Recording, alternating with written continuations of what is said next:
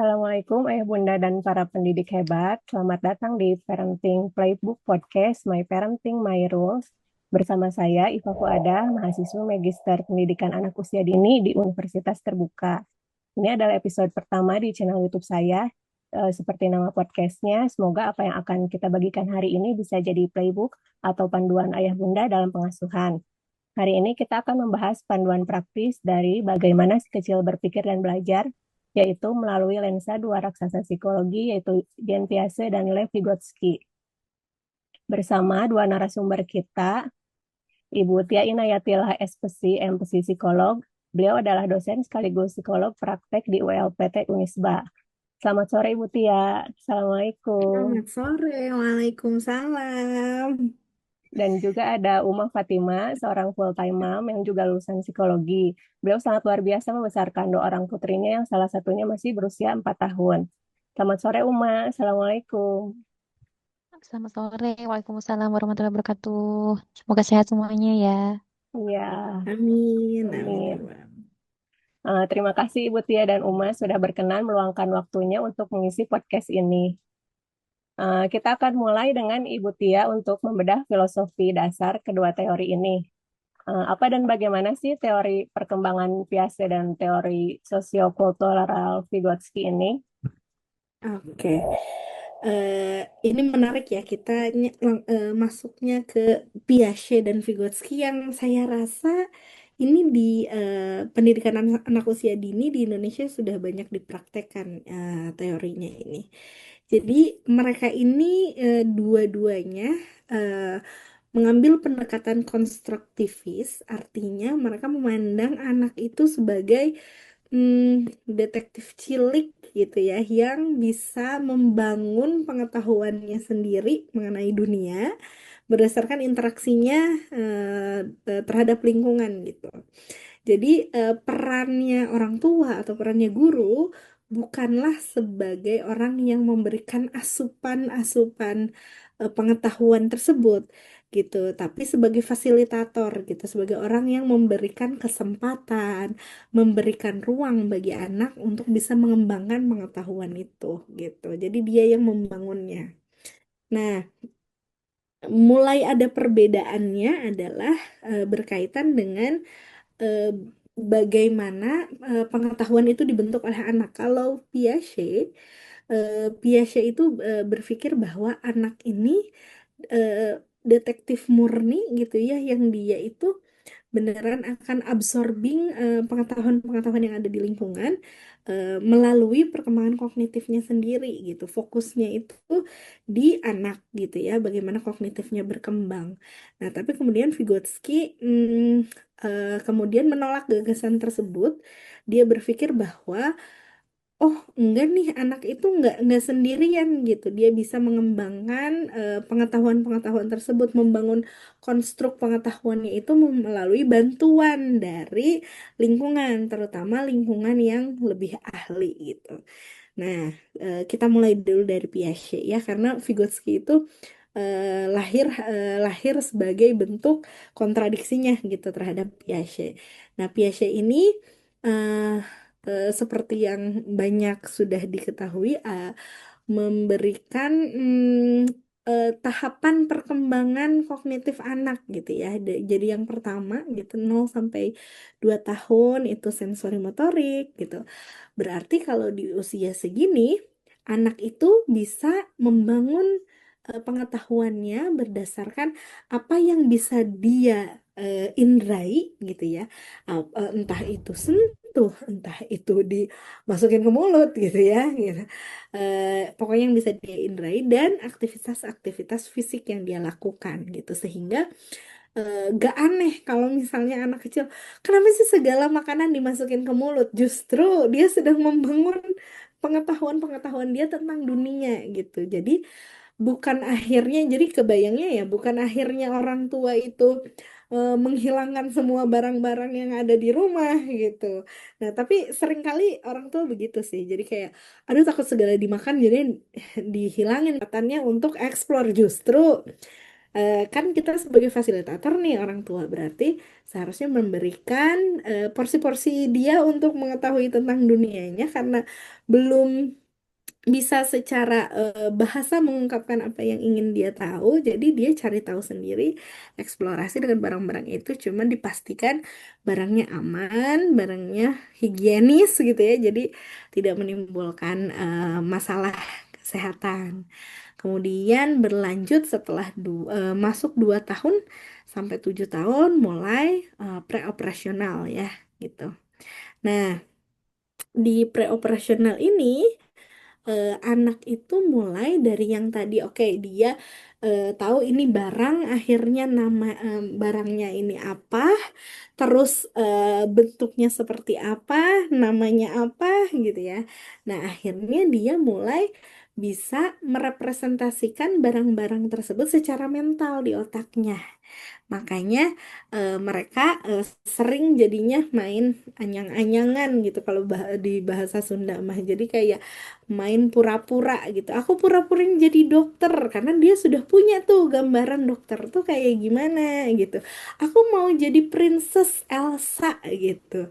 Nah, dengan dia jadi Princess Elsa, kita bisa tahu apa yang dia pikirkan tentang Elsa yang Elsanya tuh nggak ada. Nah, jadi udah mulai sesuatunya ada di kepalanya bisa direpresentasikan melalui permainan-permainan tadi.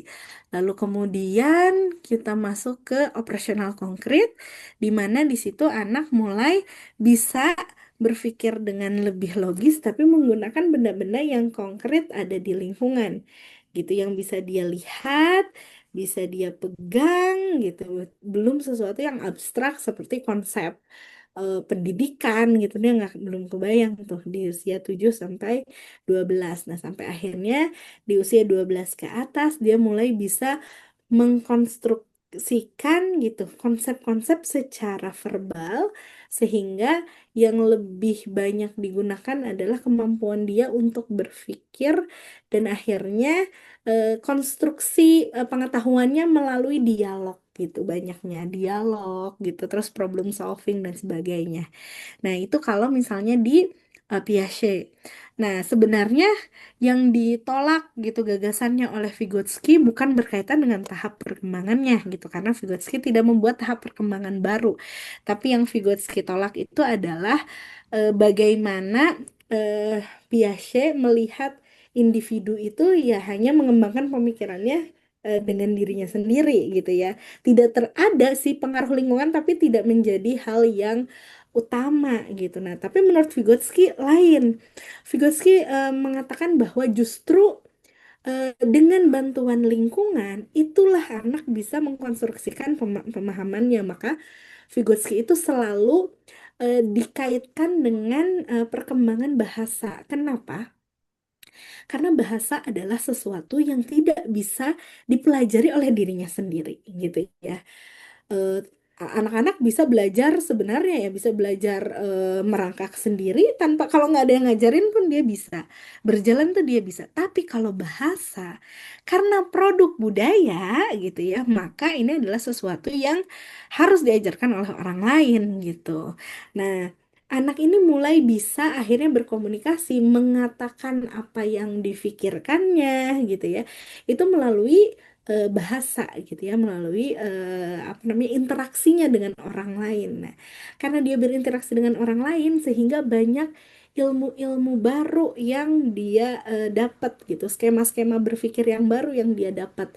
Nah, akhirnya itulah yang membuat dia bisa lebih berkembang gitu. Dan ini menjadi central point kalau di Vygotsky. Nah, Vygotsky itu menyampaikan bahwa dalam belajar gitu, dia tidak fokus ke tahap pembelajaran, tapi dalam belajar gitu ya, ada yang namanya ZPD, Zone of Proximal Development. Artinya ada apa namanya, diskrepansi atau jarak antara sesuatu yang bisa anak lakukan dengan sesuatu yang eh, bisa dia lakukan yang lebih tinggi gitu ya, kalau dengan bantuan. Jadi artinya misalnya nih di level segini dia belum bisa nih, misalnya contoh dia belajar makan, dia belum bisa eh, menggunakan sendok gitu ya, dia belum bisa menggunakan sendok. Nah, eh, dari belum bisa menggunakan sendok sampai oke bisa menggunakan sendok dengan bantuan orang dewasa. Nah, ZPD-nya di area situ. Nah, gimana bantuannya? Bantuannya dinamakan scaffolding. Nah, guru itu atau orang tua membantu dari yang dia benar-benar tidak bisa gitu ya, sampai akhirnya sedikit demi sedikit dimandirikan sampai akhirnya dia bisa melakukannya sendiri. Nah, proses itu jadi penting karena itu adalah interaksi dengan orang yang lebih kompeten. Dan orang yang lebih kompeten di sini menurut Vygotsky tidak harus selalu orang tua dan guru. Bisa jadi kalau di rumah bisa jadi kakaknya gitu ya yang lebih kompeten atau teman sebayanya, tapi yang penting syaratnya adalah dia punya kompetensi yang lebih baik gitu ya. Dia lebih kompeten di satu hal dibandingkan anak ini sehingga dia bisa berkembang gitu. Nah, akhirnya kita bisa melihat bahwa perspektif Piaget dan perspektif Vygotsky dalam memandang sebuah pendidikan juga cukup berbeda. Kalau misalnya Piaget itu adalah pendidikan sebagai sarana dia untuk memfasilitasi anak ini untuk mengeksplorasi dunia yang apa namanya dunia yang luas gitu. Jadi tujuan pendidikan adalah memberikan fasilitas-fasilitas dia untuk bisa berkembang dengan sendirinya karena tadi anak yang mengkonstruksi jadi berarti kita siapin aja modalitas-modalitasnya gitu. Nah, tapi kalau menurut Vygotsky, pendidikan itu adalah sarana orang yang lebih kompeten untuk mengajarkan gitu ya, atau untuk membantu anak ini melewati tangga-tangga scaffolding tadi supaya dia bisa bergerak dan jadi lebih mampu dalam mengkonstruksikan pengetahuannya gitu. Kalau menurut saya jadinya seperti itu. Tapi keduanya tetap berada di tempat yang sama bahwa mereka sepakat bahwa anak itu adalah yang mengkonstruksikan pengetahuannya sendiri. Begitu kalau dari saya. Oke, lengkap sekali ya pembahasannya. Sekarang kita ke Uma Fatima dulu. Kalau dari Uma, berdasarkan tahap perkembangan Piase yang dipaparkan tadi, eh, Fatima ini sedang di tahap apa dan perilaku apa yang berkesan di tahap ini yang bisa Uma ceritakan? Iya, Alhamdulillah, Bismillahirrahmanirrahim. Terima kasih pemaparannya Teh Tia ini sangat luar biasa ya. Jadi belajar lagi saya yang udah lama tahunan di rumah aja, Masya Allah.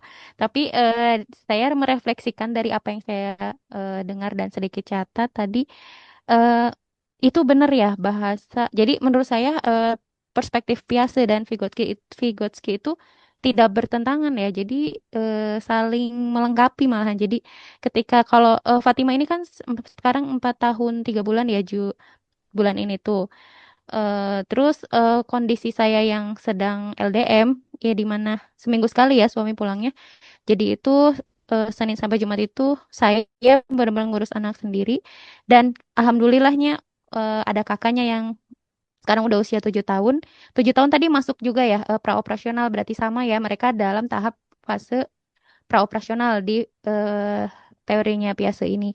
Nah, itu tadi disebutkan bahwa salah satu cirinya itu mereka suka bermain pura-pura. Nah, itu mereka banget itu tadi ya. Jadi ini saya punya cerita ya. Jadi mereka itu kalau lagi anteng main sendiri sampai punya cerita sendiri yang nggak tahu dari mana-mana gitu. Jadi ceritanya itu mereka bikin cerita sendiri namanya cerita Sakuri Sakura. Sakuri itu eh, eh, adiknya jadi Sakuri, kakaknya jadi Sakura.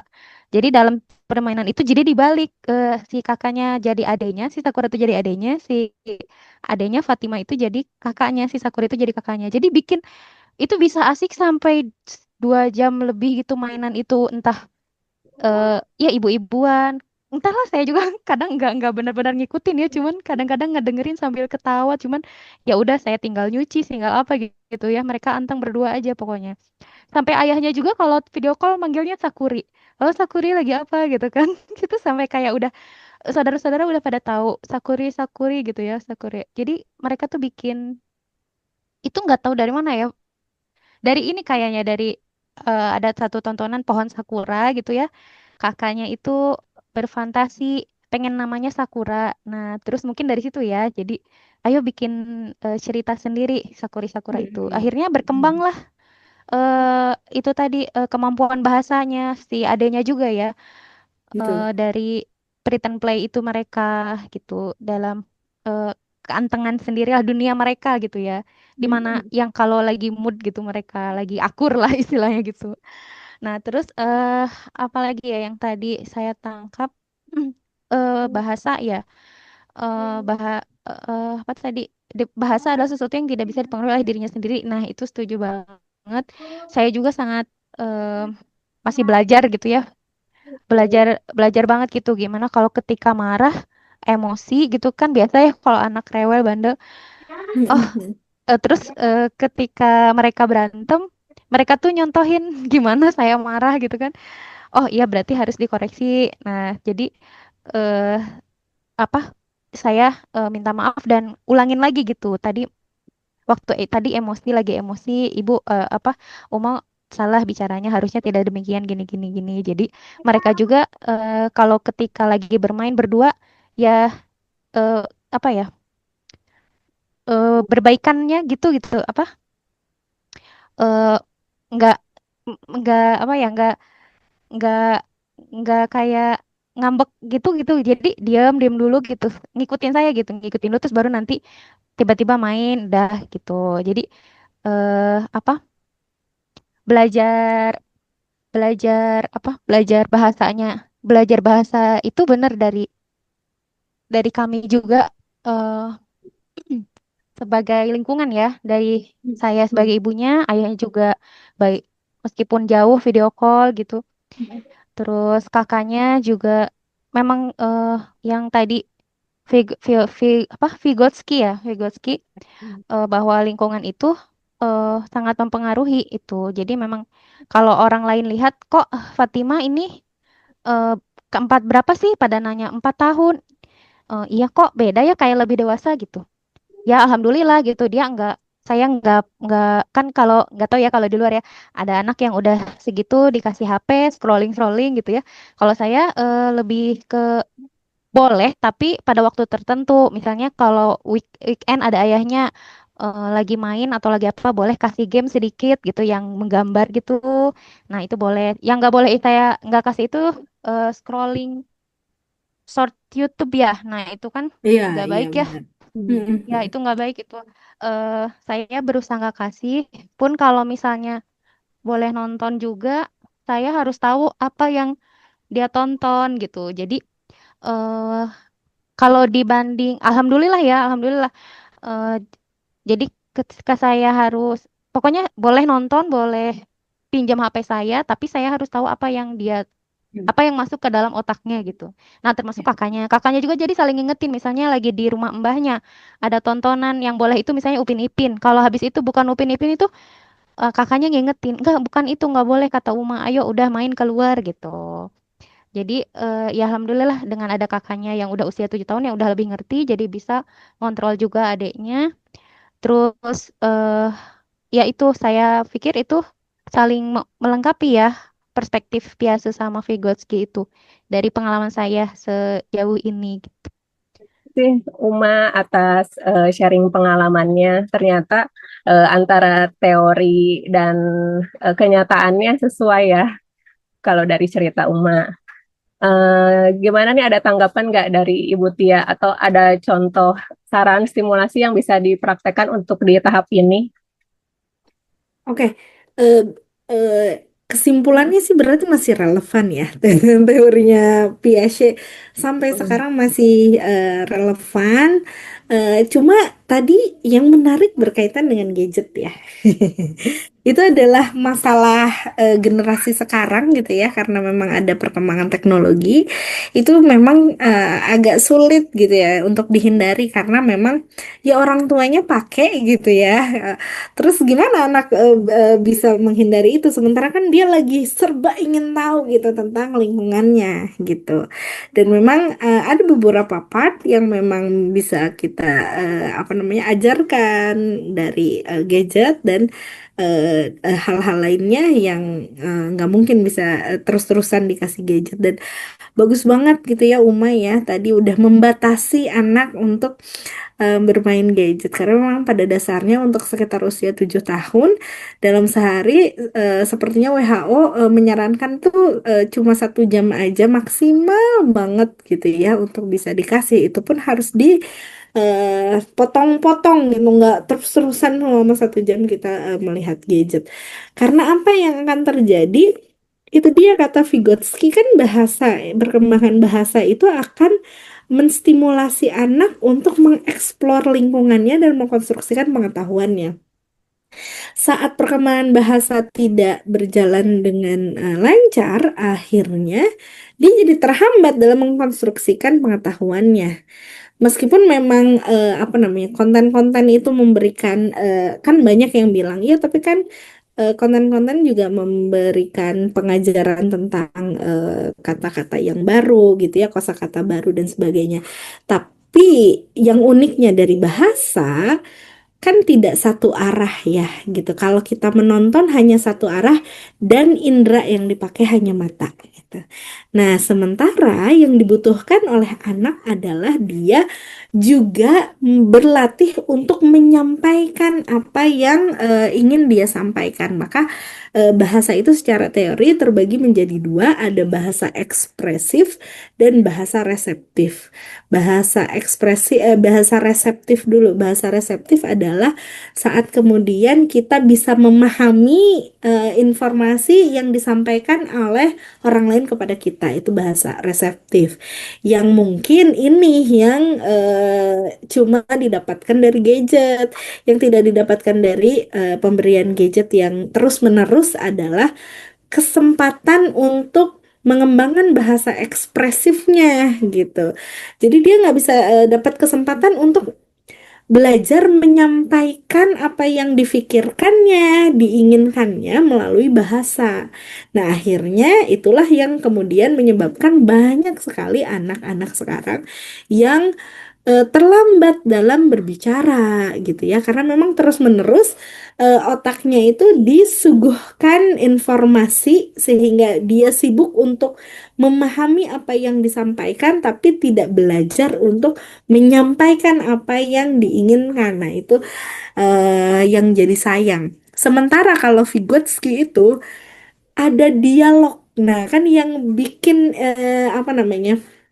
Anak itu berkembang adalah interaksi bersifat dialog antara orang tua dan anak gitu ya, atau antara anak dengan lingkungannya lah, mau itu kakaknya, mau itu saudaranya atau orang tuanya. Nah, dialog itulah yang kemudian akhirnya membuat pemahamannya menjadi utuh terhadap sesuatu dan orang lain pun menjadi paham. Nah, semakin dia besar, dialognya terbagi dua. Dialog dengan orang lain atau dialog dengan dirinya sendiri, atau kalau kita sering bilang tuh suara batin gitu ya, atau bahasa batin, atau mungkin self talk gitu ya, zaman sekarang itu self talk. Nah, itu jadi semua itu adalah cara seseorang untuk bisa mengkonstruksikan pengetahuannya. Yang jadi sayang gitu kalau misalnya memang akhirnya terlalu banyak porsi hanya memahami tanpa berlatih untuk menyampaikan apa yang diinginkannya atau difikirkannya begitu. Terima kasih Uma dan Ibu Tia, banyak sekali ya hal yang bisa kita bahas gitu. Nah, tapi karena waktunya terbatas, mungkin terakhir dari Ibu Tia, apa saran untuk orang tua tentang cara terbaik untuk mendukung perkembangan kognitif dari berdasarkan kedua teori ini? Gitu. Oke. Berdasarkan kedua teori ini yang ingin saya sarankan, yang biasanya agak luput itu adalah biarkan anak untuk merasa kesulitan gitu. Berikan kesempatan anak untuk gagal, berikan kesempatan anak untuk belajar bagaimana menanggulangi kesalahannya yang sebelumnya, bukan dengan kabur dari masalah gitu ya. Kadang ada misalnya anak kepeleset terus yang disalahin lantainya, kamu nakal, kan masih banyak itu praktek-praktek seperti itu. Itu berarti tidak membiarkan anak mengevaluasi bahwa oh aku salah karena misalnya lari terlalu kencang di saat lantai baru dipel gitu. Nah dia kan jadi tidak punya kesempatan untuk belajar itu karena dibiasakan untuk saat dia jatuh orang lain yang salah, pihak lain yang salah gitu. Justru berikan kesempatan anak untuk gagal, bukan karena kita ingin melihat mereka jatuh, justru supaya mereka bisa bangkit. Karena sejatinya kita mendidik anak itu mendidik supaya jadi lebih mandiri, lebih bisa menghadapi kerasnya dunia tanpa kita gitu ya. Jadi bagaimana kita menyiapkan mereka untuk bisa siap dengan segala macam permasalahan dengan cara kita memberikan contoh-contoh dan memfasilitasi mereka untuk bisa lebih memahami cara penyelesaian masalah yang baik seperti apa, dan cara penyelesaian yang baik itu tidak mungkin lengkap tanpa jatuh-jatuhnya mereka di saat-saat tertentu. Karena kan jatuh itu justru belajar yang terbaik itu saat jatuh. Karena saat kita nggak jatuh, kita nggak tahu apa yang harus kita waspadai dari sebuah peristiwa. Nah, sesuatu menjadi lengkap saat kita ya udah kita berikan kesempatan mereka untuk berbuat salah gitu ya. Kita berikan kesempatan mereka untuk apa ya? Mem- me- em, merevisi gitu ya, atau menanggulangi kesalahan sebelumnya. Nah, ini yang sering saya lihat dari guru lah ya di sekolah, sering kayak gini. Ada anak yang melakukan kesalahan, misalnya apa ya, menarik jilbab temennya misalnya gitu. Apa yang respon guru lakukan adalah, ayo minta maaf gitu ya. Dan udah selesai masalah itu tuh hanya dengan minta maaf. Tapi kalau dengan perspektifnya Piaget dan Vygotsky harusnya tidak begitu. Jadi saat kesalahan terjadi gitu ya, berarti ada sesuatu yang harusnya dipahami bahwa anak ini salah gitu. Baru setelah dia paham, baru berikutnya minta maaf itu adalah konsekuensi logis dari sebuah kesalahan. Tapi yang biasanya guru lakukan adalah, ayo coba minta maaf, udah aja minta maaf, tapi tidak digiring gitu. Oke, dia tahu nggak kalau dia salah dalam menarik jilbab temannya gitu. Apa namanya? Misalnya nggak ditanya apa yang terjadi, misalnya, ataupun ditanya apa yang terjadi, kamu kenapa kayak gitu? Iya tuh, dan dianya misalnya tadi ngeledekin aku teh apa namanya jelek gitu misalnya, jadi aku tarik aja. Nah di situ kan ada sesuatu yang kurang pas kan ya. Oke, kalau aku marah tinggal aku tarik aja jilbab temanku, atau tinggal aku gangguin aja, kita tinggal aku sakitin aja supaya aku jadi reda kemarahannya. Nah itu kan yang harus dididik oleh guru justru gitu ya. Dia belajar bahwa oke, saat kamu apa yang kamu rasakan saat kamu marah, apa yang perlu kamu lakukan supaya temanmu tidak tersakiti olehmu. Nah, itunya dulu yang harus dibangun oleh guru. Yang di scaffolding itu dibantu untuk diingatkan, dibantu untuk diajarkan tuh justru dia mengevaluasi bahwa apa yang dilakukannya salah. Nah, baru kemudian oke, apa yang perlu kita lakukan supaya temannya ini menjadi merasa lebih tenang, lebih nyaman gitu. Sekarang apa baru misalnya minta maaf, terus kemudian berpelukan. Nah, dan yang temannya juga kayak dia salah karena mengejek temannya. Nah, itu yang perlu apa namanya, perlu diperbaiki dulu gitu ya, perlu di guiding sama kita, difasilitasi bahwa pemahaman mereka bahwa saat mereka nggak suka dengan sesuatu mereka tinggal mengejek aja gitu ya. Dan pemahaman bahwa saat aku marah aku boleh menyakiti orang. Nah itu yang perlu dibenerin dulu, lebih dari sekedar oke nantinya minta maaf. Nah paling ke situ sih Fah, kalau dari saya. Ya, terima kasih Bu Tia penjelasannya. Terima kasih untuk kedua narasumber saya. Banyak insight yang saya dapat dari eh, Ibu Tia dan Uma. Semoga ayah bunda yang menonton pun mendapat hal yang sama seperti saya. See you on next video. Assalamualaikum. Waalaikumsalam. Waalaikumsalam warahmatullahi wabarakatuh.